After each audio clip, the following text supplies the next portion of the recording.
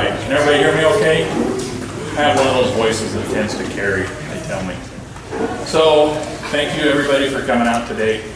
I know it's a Saturday before spring break, at least at home, so the kids are out of school all week. So, good way to kick off the first part of spring here with a wedding. And we're so excited that Lara and Jesse were able to meet and share their lives together. And you know, everybody keeps asking me if I'm ready to lose my daughter.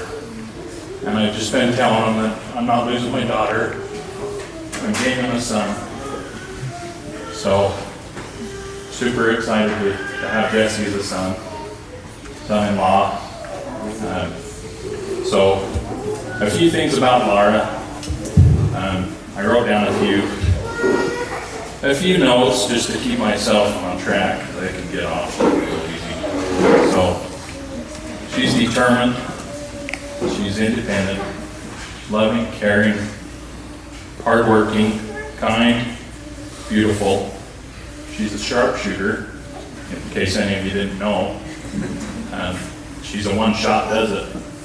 So, she's delicate, she's talented, she's very observant of others, and like Katie mentioned, she really looks for those people that she could help, and she really cares about those people that are around her. The one I say for the last is, she's my princess.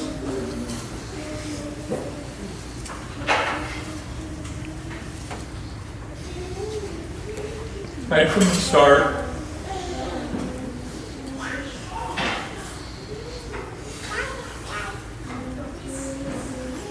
she's always known how to make me work and be my princess. So,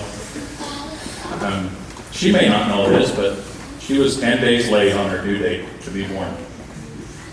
So, but once it was time. And we got to the hospital, and they were scrubbing me up. I was going to deliver this baby because there was no time. So, there was no time for an epidural, no time for any of that. We just were having a baby. And within about an hour after we walked in the door, maybe less, we had that cute little baby that you've been seeing up on the board. And that precious little princess was born. And let me tell you, my first two babies, when Katie got the epidural, and all of you that have gone through that know that the relief is on, right? The epidural's in, and I got to relax. With Lara, there was no relaxing. It was working.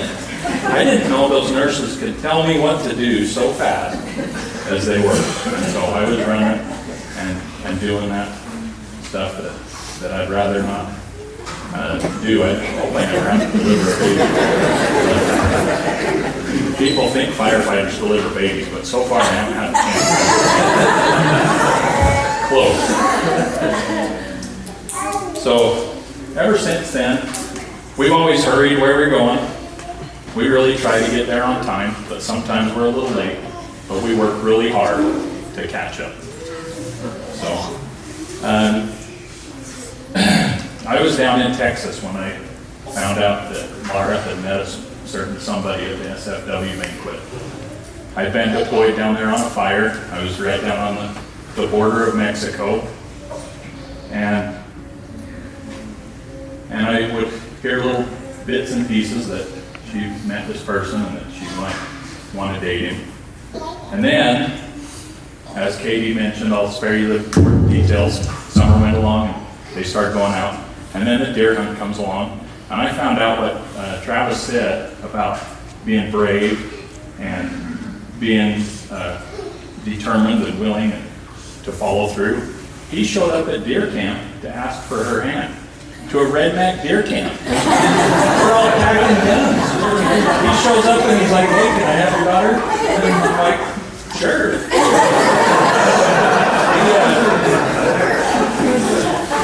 He is truly a spiritual person, and we prayed and we talked and we had a good talk, and I felt that things were right, but but he truly was. I think that was a pretty brave thing to do that day.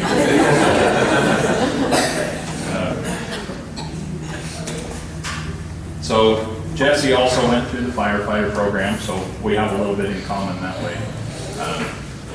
I've been able to talk to him a little bit about that, but we're going to have more times that we can talk about firefighter stories. So another thing about Lara that I've got to tell you is she followed in her brother's footsteps. She liked to play sports, and she was always a go-getter when it goes to that. And she loved playing basketball. And we went to basketball games, and lots of them, because she was doing the free league and the traveling league and all this stuff. So, but needless to say, when basketball got a little rough, she had her shoulder pop out of socket a couple of times. And her coach, thankfully, was a doctor, her doctor, in fact. And so he just popped it back in, no big deal, right? Well, when we went in to do the follow-up on this, they said, you really shouldn't be playing full contact sports. Well, this is basketball.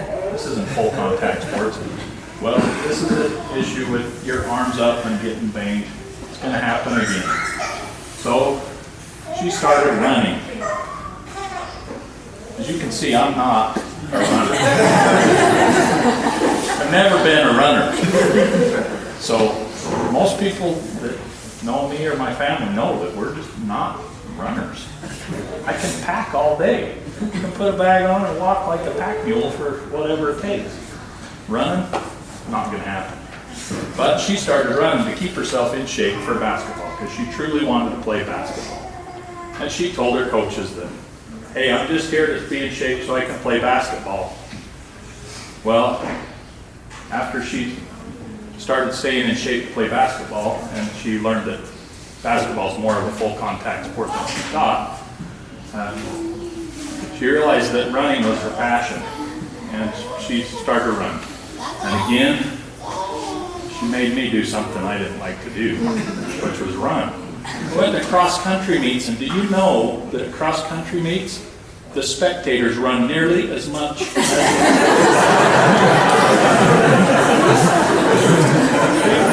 they run from one side of the thing to the other just to watch them run around the corner. So I learned all about cross-country, and we went to lots of cross-country meets, and we're very happy. And she went up to the Nationals, and we were able to go to the Nationals with her last fall with the Junior Collegiate Association. So with that, I've got one more thing. Since I was out in Texas, when they met, I've got this little buck knife. And I've been saving this for Jesse because every man should always have a pocket knife, right? This is one of those that you can take to church. This is called a Texas toothpick. Does anybody know what a Texas toothpick is? That's what a Texas toothpick is. So it can open letters, or it can pick your teeth, or cut the tag off. You probably don't want to gut an elk with that, though, Jesse, so make sure you get one of those big ones. But I want to give that to Jesse so he can always remember that keep your Texas toothpick.